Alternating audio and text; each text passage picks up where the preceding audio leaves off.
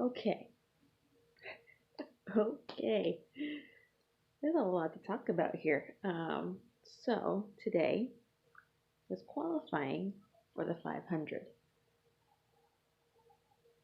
and of course there was drama, but not from that, but from the clash. It has been a rainy, rainy weekend out in Daytona, in Florida, I should say. Um, yes, I'm wearing my Candace Wind shirt on my birthday, so forever cemented. But anyway, not what this video is about. Um, ugh, hair.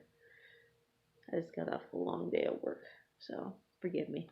Um, I didn't really get to watch the entire race. I watched like 20, not even 20 laps of it. Um, the qualifying went as I expected. People were like, then like now there's like we're playing up Mark Truex as they always do, and they talking about the Fords, the Fords, the Fords. The Fords didn't weren't competitive enough to be on the pole. They never are. Um, but somehow they always run better than they qualify. So, which was evident in the clash. Um, but Chevy's prevailed. I don't know what I was doing with my fingers, but there you go. Chevy Hendrick focused a lot and put all their time and effort into qualifying for the 500 at Daytona and every like restrictor plate track. They're like top notch when it comes to qualifying. Their speed is like better than everyone else's. So this year, Byron is no longer a rookie, so he's a sophomore driver. Um, Ed Bowman in the 88, as usual. Chase the 9. Jimmy and his new ally 48 Camaro. Usually he's so with qualifying, but all four drivers were like almost like within like seconds of each other with on qualifying time in each round, which blew my mind. Like all 400 cars qualified 1 through 4 in each round. Um, first round, I think either Byron or Bowman won the first round. Qualifying, and the second round, I was kind of like going, I don't know. I like people were saying, oh, Bowman and Byron will get the front row, but it'd be so super weird and super well not super weird, super funny if the 48 and the 24 were on the front row. They were so close to being on the front row, because we all know like with Jimmy and Chad not being on the same team anymore, like well as crew chief and driver matchup. Jimmy has Kevin Mendering, and Chad is with William Byron. And so some people's predictions were correct. William Byron got the pole in the 24, second youngest driver to do so behind teammate Chase Elliott in his rookie year at 18 years old? No, 19 years old. 19 or 20 years old. 20 years old. My brain's not working today. It's been a long day. Forgive me. He was 20 years old. Byron is 21. So, just recently 21 as of November. Day after Chase's birthday. Oh yeah. Second youngest behind Chase to win the pole for 500. Fifth consecutive pole for Hendrick, which is insane. It all started with Jeff in 2015 when he the year he was retiring, um, in the 24. And then there was Chase in 2016 and 2017, Bowman last year, and now Byron again. So we had 3 of the 4 poles were the 24 car. Wrap that your hand around that. That's insane. Hendrick has put like 5 different drivers on the pole, which is crazy to me. Like they have like I think 13 poles for the 500. If I'm correct, 13. Someone said 7. Someone said 13. I don't know. One of those numbers. Of course, just Chevy as a whole, the organization in NASCAR, that was their 700th pole in NASCAR. That's crazy to me. Like, and the thing is that, and they're like Team Hendrick. It's like the only team to qualify 1 through 4 for the 500. We were like, it doesn't count because they're gonna set the field. I'm like, either way they qualified 1 through 4. The 3rd and 4th place driver, they qualified 3rd and 4th. Those go towards being lined up on the front row for their respective duels. So yes, they qualified 3rd and 4th just for their duels for the 500. Yes. So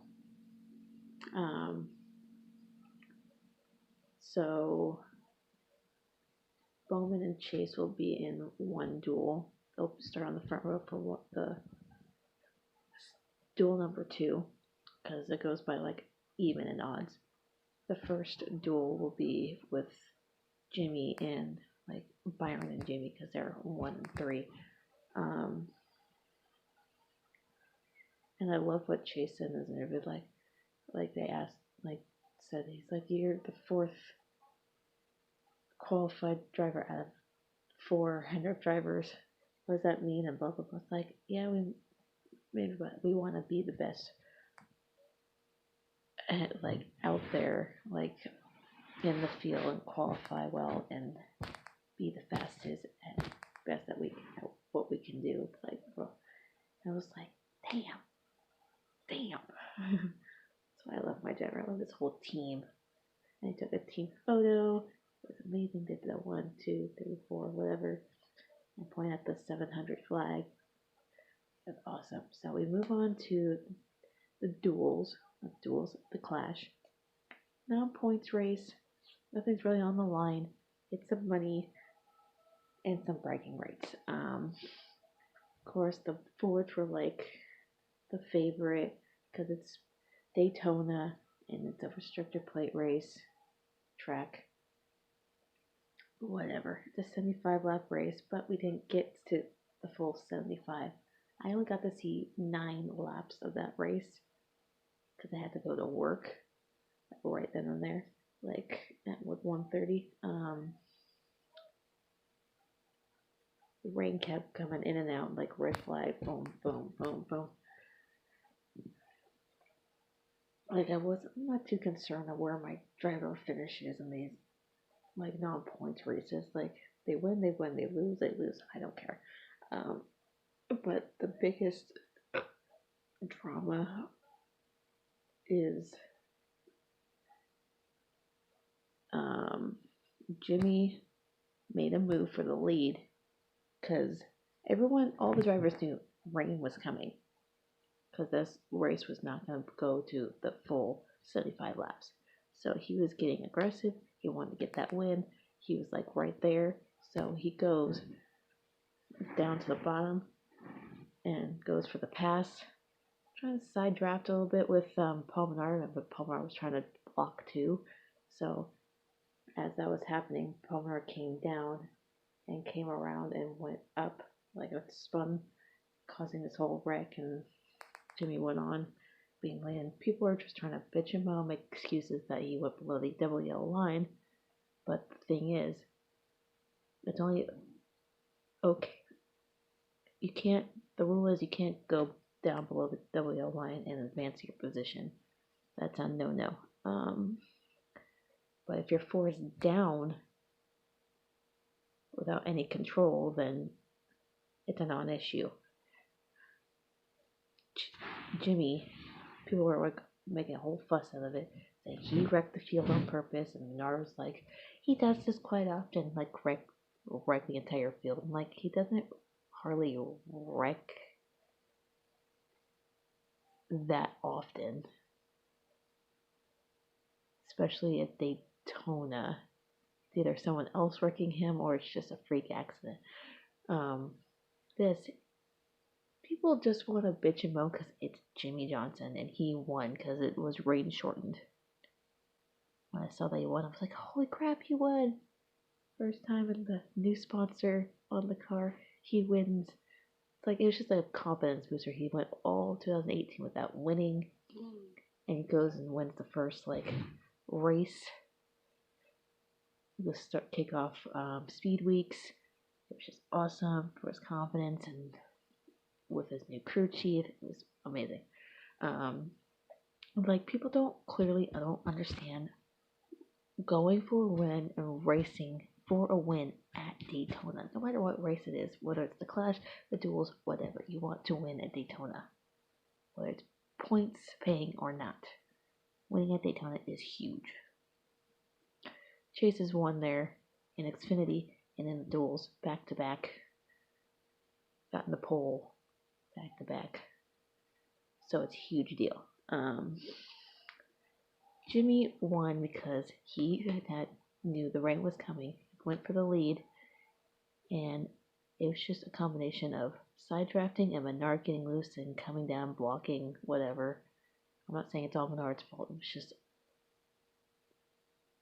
over aggressive going for the lead to win this race.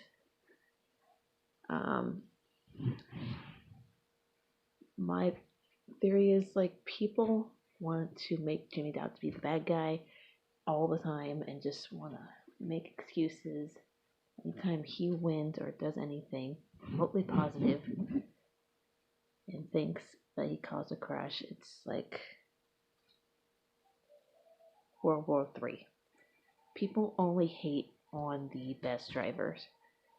No one has a single reason of hating Jimmy except he's the best.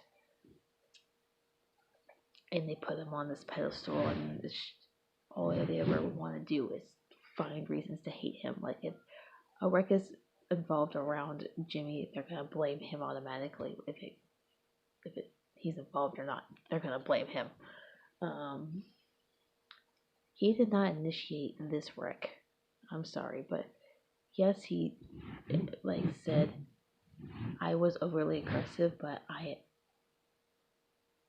am remorseful. I wouldn't be remorseful over the finish of that race, what he did, because no one seems to really get what racing for a win, especially for Jimmy.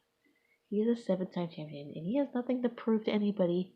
Not you haters or anything. Haters are his motivators. Let's just say that. I support Jimmy fully 100%. And do I think he's perfect? No, no one's perfect. But he's an athlete. He ran a marathon earlier that morning, an hour and a half, and then did qualifying, and then the Clash. The guy's a freaking monster. He's 43 and outrunning 20-year-olds and come on now. People only say stupid things about Jimmy and then saying he automatically wrecked the whole entire field just because he's Jimmy. They have no other reason except for that. It's like, oh, he intentionally wrecked Menard and this and that. I'm like, I'm sorry, but have you ever raced at Daytona? Have you ever gone for a win? No. So what are you bitching about? What is your actual excuse for not liking Jimmy? What is it? besides just not liking him because it's basically a trend with him and Chase. And even if Chase is not like a part of the situation, they'll bring him up and it's really obnoxious. Like, come on, get over yourselves. But anyway, like, grow up. Jimmy didn't do anything wrong. It's called racing. He even said that, like, that's just racing, people. Learn that. Even the they finished for the Daytona 500 last year, that was just racing. Realize that. People are calling him an idiot and a moron and da da da da da. Like, so you feel that way about yourself? I'm sorry. Because the more hate you bring out towards other people means you have a lot of hate in your heart and some insecurities that you have to deal with. So, you hate a driver for no reason, that's on you, but I'd figure it out. So we have no more on track action until Thursday with the duels, and I can't watch it because I'll be at work yet again. I have another long 8-hour day tomorrow. 6 of those hours I'll be working by myself, well, as manager, with a couple other people. Closing tonight was beyond stressful. Working, like, I can work with a lot of people, just certain people I'm just like, I'm good. But got through it. I'm home. Like, work tomorrow. I'm off Tuesday, but I don't really get much days off because I'm always doing stuff for other people, like take care of my nephew and helping with my mom on certain things, and I have to clean my room and declutter, and there's a lot going on. I got prepared for Vegas, and I got final notes about my days off. I got most days off to go to Vegas. I'm gonna party it up, get some drinks in because I need to get a few days off from. Okay, I'm done. I'm ranting. I'm over my time. I'll talk again maybe tomorrow if I have some time before work, so to elaborate more on the subject. So no hate, please. No hate in the comments. I just wanted to share my thoughts and opinions on Jimmy because people need to stop hating on Jimmy for just being Jimmy and claiming that he just automatically wrecked the entire field when he didn't. So if you want to be a fan of the sport, learn racing, actual racing. Don't talk through your feelings and think that's okay. Get down to the facts, the nitty gritty, and then we'll be okay. Okay?